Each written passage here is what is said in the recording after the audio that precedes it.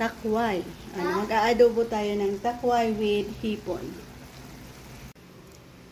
Isa na namang recipe ang ating gustong ibahagi sa inyo. Good day guys! Mayroon na naman tayo dito river shrimp.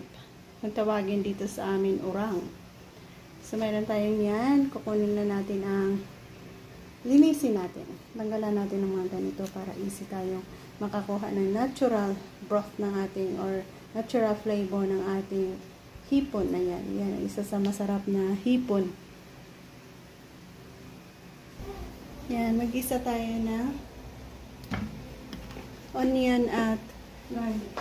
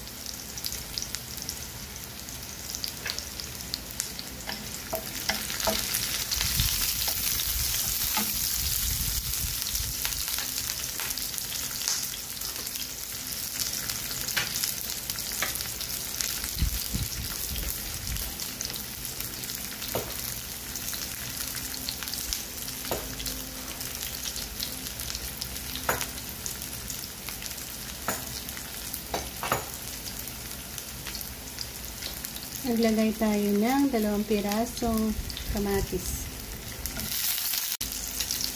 I-add natin ang hipon.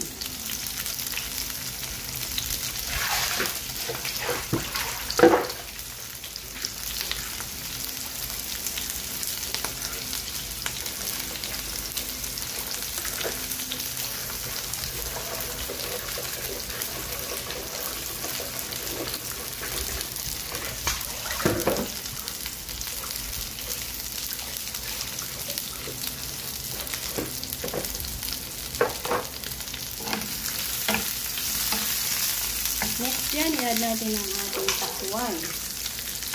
Maraming takway at i-add. Lagyan natin ng tubig para hindi didikit. Hayaan natin maglaga dyan.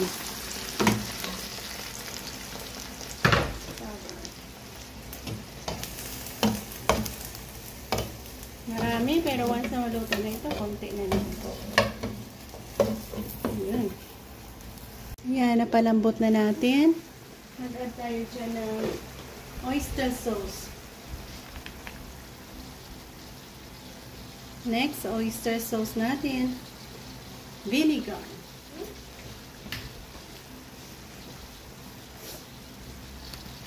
Lagyan natin ng vinegar. Manamis-tamis na kasing oyster sauce. At konting black pepper. Hayaan natin kumulo pa dyan hanggang sa totally lumambot. Mamaya na natin haluin.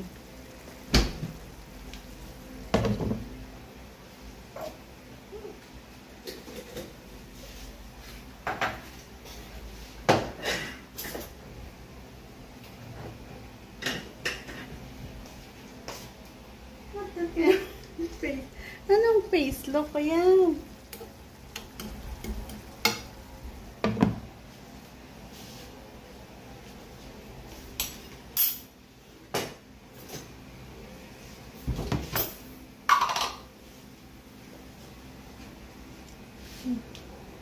Nalagyan natin ng konting asin, konting asukal.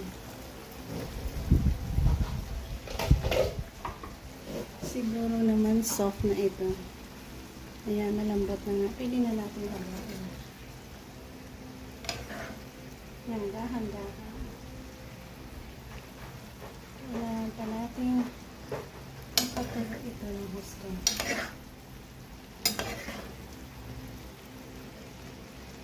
Isa pa rin ba sa kumakain ito? adobong takway.